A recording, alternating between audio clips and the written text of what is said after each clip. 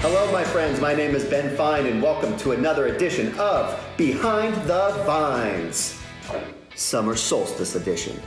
Now, summer is right around the corner, and more than ever, we cannot wait to be outside frolicking under the sun, going for a swim, or just enjoying a nice picnic. But until we can do that, we wanted to bring summer to you, and that's exactly what we've done. I've got the short sleeves on. You saw my knockoff shades. Those are Ray-Bans. And I've cranked the heat up to 85 degrees, so hopefully I will have a nice tan by the end of this. So please throw on your most comfortable summer wardrobe, grab a glass of wine, and enjoy while we learn a little bit more about the summer solstice, La Crema, and how to do summer right. Let's do it! So what is the summer solstice exactly? Now, the easy answer is it's the longest day of the year. But this is a day that is honored by peoples all over the world, not just today, but for thousands of years. Let's look at the ancient Egyptians. They always celebrated this day as the start of a new year. This is because the waters of the Nile would rise, giving agriculture time to thrive under that summer heat.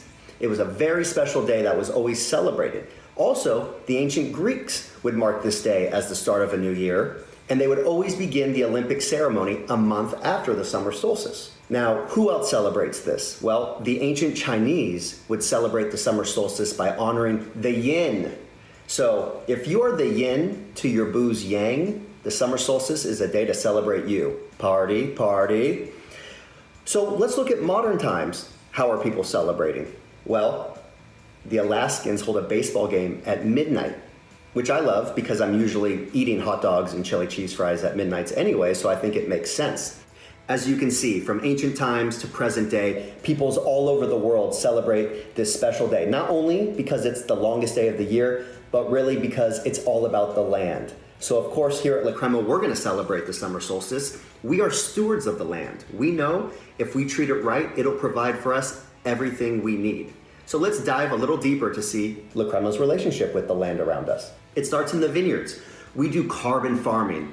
This covers many things from reduced tillage, to seeing how much carbon we can sequester into our soil, to planting cover crops, which means we're gonna have crops growing that make not only our vineyards stronger, but that are going to attract beneficial insects, which will go after the insects that could harm our vineyards and our soil. It's also about the water. We track every drop that we use in both our vineyards and our winery, and we have no idea what wasted water means. We recycle water until it's all gone, and this helps us save over 1 million gallons of water every year. We also have solar panels, and this array of solar panels helps us offset, how do I say this in numbers we can understand? We save so much solar energy, we could charge over 103 million smartphones. So as you can see, from water conservation to renewable energy and carbon farming, we are doing everything possible and always looking for new innovative ways to treat our land better. Cheers to that.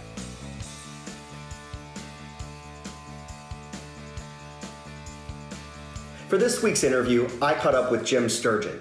Now, Jim has known the ins and outs of La Crema Winery better than anyone for almost a decade.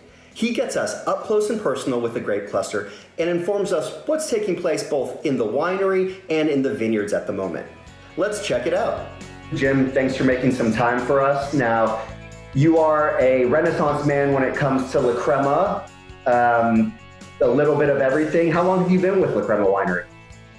I've been with La Crema Winery for about 7.5 years now in different sort of capacities. So right now I'm currently the general manager of La Crema Winery, which is a really awesome job to have. So I know you spend so much time there. It's almost like that's where you're sheltering in place, but I know you're at home. Did you give yourself a haircut? It looks really good. So did you have some help? I did have some help, actually. My wife, Erin, I asked her a couple of weeks ago to kind of give me a trim, and it's been a little bit of a hobby of ours now to see how we can continue to maintain and different styles. I don't normally go with the high fade as much as we're doing right now, but it cut out a lot of the gray hairs, which I really appreciated, although the beard is still kind of showing it a little bit. But we're doing a lot of at-home maintenance, which is kind of been fun. All right, well, let's jump into it. So summer's in the corner, but it is getting really hot outside. So I'm sure there's some action going out in the vineyards. What's happening right now outside? So where we are right now in the vineyard, is really get fruit set. So went out there this morning with our winemaker, Craig McAllister, talking about where we are at the vineyard and our Pinot Noir blocks, which I said are just about 25 yards outside of my window here. They are, it's at fruit set. So we just went through flowering and bloom. And now we're at fruit set. So this is actually what would we consider like a little baby cluster of grapes. And it's going to be, the weather's going to be great over the next couple of weeks. Looks like it's going to be nice and warm. And so they're going to basically start growing up and become a little bit bigger. And eventually in, 40 to 60 days, we'll hit what's called veraison.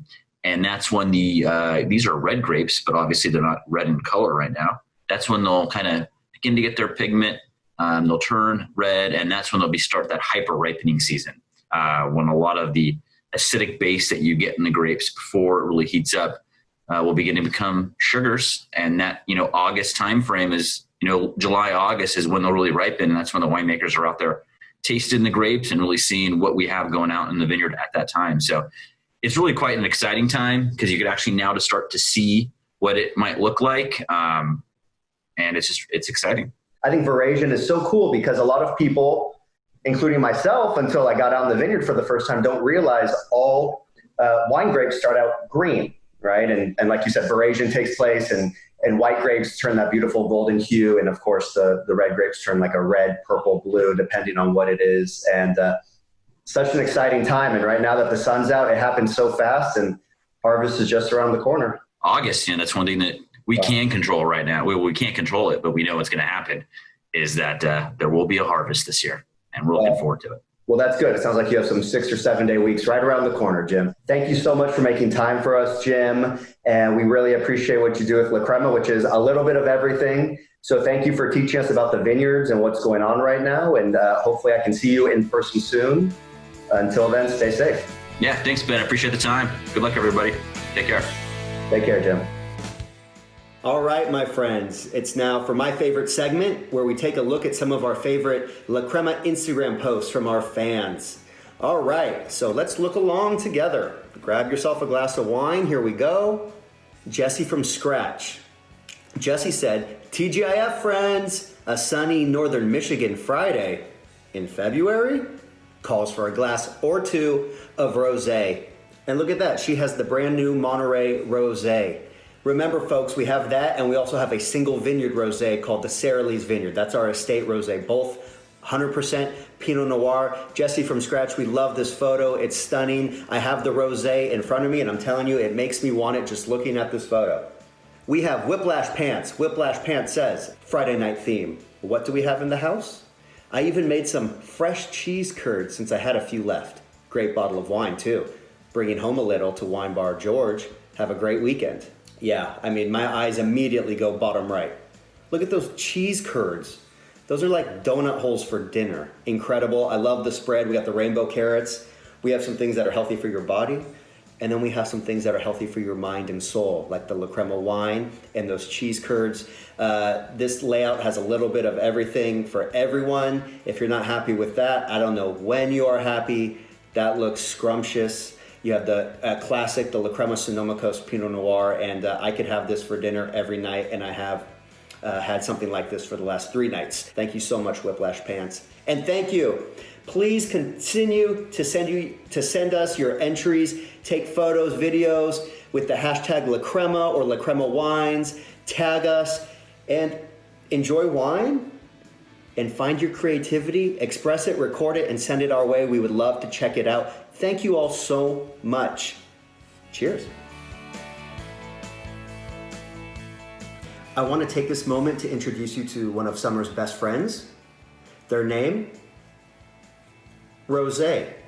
Now, if quarantine is synonymous with spring, I think Rosé is synonymous with summer, and we'll talk about why, but let's dive into this. This stunning glass I have in front of me is the newly released 2019 La Crema Monterey Rosé of Pinot Noir, right? Now let's remember, unfortunately, there is no rosé grape, but you can make rosé from many different red wines, and that's why you see rosés that are bold and darker in color, or more like this, a little lighter. So what we did to make this rosé is we used our grapes down in Monterey, which is one of the best regions in the United States for growing Pinot Noir, and we made our rosé from those. So what we did is we removed the skins from the grape, and depending on how dark we want the rosé is how long we let these skins sit on the juice. Now we wanted this nice color. I don't know what you want to call this color. Fuchsia, coral, diet pink, orange sherbet, summer sunset, whatever works. So we have this nice light color, so we only let the skins touch the juice for a little bit.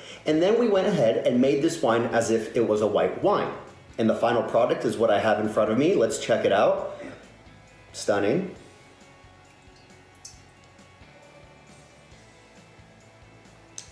It just smells fresh, and that's what I love about a well-made rosé. It's fresh, kind of has like not a spice, but it kind of wakes you up a little bit. It's zesty, and it's sort of just like the zest of the fruit, right? It's not like super ripe fruit, but it's like the zest of peach, and when you just slice like a lime and that spray comes out, it's really, really nice and refreshing just from smelling it, which is unique.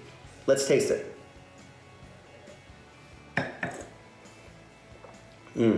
Yeah, sort of the color mirrors the flavors I'm getting. That peach, watermelon, strawberry. I love the acidity, mouth watering. It makes me ask for more. This bottle, as you can see, is screw cap, which is good because I'm gonna need two. It's gonna go fast. This is such a refreshing wine. So enjoy this 2019 Monterey Rosé from La Crema. Well, that's a wrap for this episode of Behind the Vines. Thank you so much for joining us, and we look forward to seeing you again soon. But until then, please continue to share your photos of you enjoying La Crema by posting their photos on Instagram using the hashtag La Crema Wines and tagging us. Stay safe, my friends, and cheers.